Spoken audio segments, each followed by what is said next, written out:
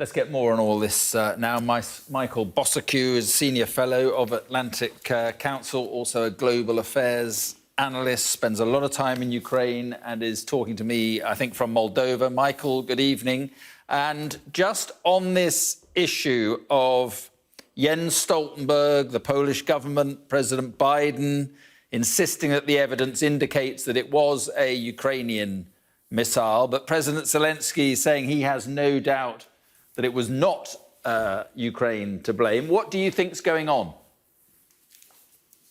Yeah, good to be with you again, Mark. Well, look, it seems to me Western leaders are trying to quickly sweep this under the rug to reduce crisis in the making. I don't think that was the right approach. I think they should have allowed the investigation to take place, including with the Ukrainian investigators who are apparently on their way to the site now, and then conclusions will be reached. But look, I think your correspondent put it very well at the end there, that this is an example of the conflict spilling over the borders. And indeed, Mark, where I am right now in Chisinau in Moldova, a couple of hours drive from here, Russian missiles have not only transited, but fragments have fallen, creating damage here in this country. So, you know, the conflict is spreading, and until the Western leaders grow the spine to give Ukraine the ability to protect its own skies, this is going to happen increasingly, and neighbors should be concerned about it. Right. So, I mean, you think that it could have been a Russian missile, do you? I think this is the whether, you know, Mark, whether it was Russian or Ukrainian doesn't really matter. It's a consequence of Russia's full-scale invasion of Ukraine.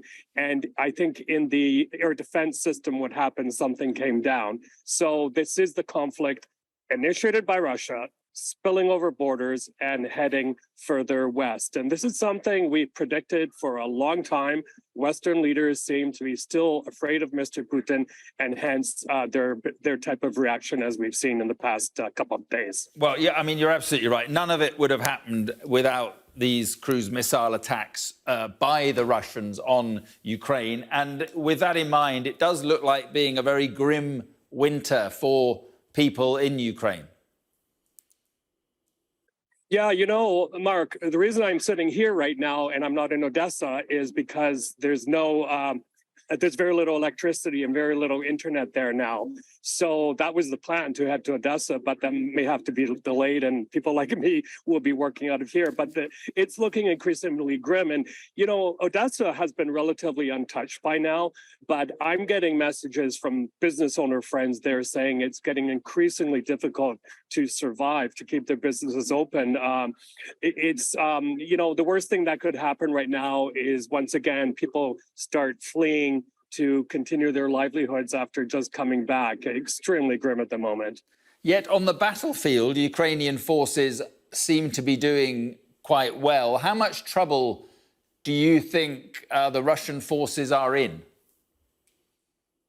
Well, I think they're in quite a bit of trouble. This is quickly turning into a war where it is not going to be fought primarily, I think, on the battlefront, on the front lines, but more through missiles, more through technology. We're now looking at the possibility, as we have for quite some time, of Russian use of chemical, biological, perhaps a deliberate strike on that Zaporizhzhia nuclear power plant as they retreat, and other kind of technology, the electronic pulse missiles that will degrade Ukrainian infrastructure, civilian and military, very quickly. But Mark, I think what we're seeing right now is a kind of drip by drip approach of Russia to degrade Ukraine's energy infrastructure. And hence that's going to cause a domino effect that will pretty much paralyze the country if something isn't done quickly. Yeah, and I mean, and the progress that the Ukrainians are making on the ground, and if Western support continues, I guess that then begs the question, what does the end of all this look like, Michael? Yeah, well, I think the Russians will continue to be pushed back. Look, their access, the Crimea, which they control right now, water comes from Ukraine, electricity too, and they will want to hold on to that land corridor connecting Crimea with mainland Russia as much as they can. But again, given the success of the Ukrainian forces, I don't think they have much chance of doing that. But the Russian psyche is such, Mark, that as they get humiliated, as they get pushed back, they will resort to these awful, awful weapons of war, which will only cause further death and destruction. That's why I'm looking at a quite grim picture. We're hoping for the best, of course. Absolutely. And just a quick word on a story I know you've been following, the downing of MH17 over eastern Ukraine. 3 men found guilty of murder today. Will that be some consolation for the families? Yes, absolutely. I've spoken to many of the families over the years. I've got to know them. They've become friends.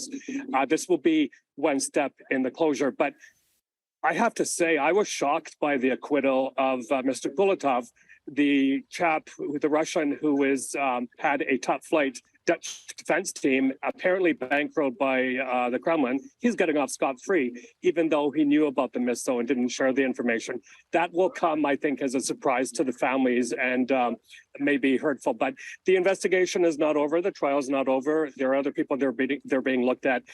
So hopefully they'll go to the top of the chain command of whoever ordered that missile to kill those 298 innocent souls. And just finally, and 30 seconds only, I'm afraid, but some of them are arguing that if the West had reacted differently to that atrocity, perhaps the invasion of Ukraine could be avoided or it would have been different. Is there anything in that, just very briefly? Oh, absolutely, Mark. When the event happened, when the shootdown happened, I was with the OSCE. My boss at the time said, okay, that's it. The Americans are going to come into Ukraine and push the Russians back. That never happened. So now what we have is a full-scale invasion of Ukraine. Had they acted decisively, resolutely back then, we wouldn't be in this grim picture right now. OK, Michael Bociurkiw, thank you very much for coming on the programme. Appreciate it. My pleasure. There we are. That was the News Hour at 6. Thanks for watching. Coming up, the majority of British households lose out in the autumn statement, with disposable incomes heading for a record fall and the tax burden hitting its highest level for decades.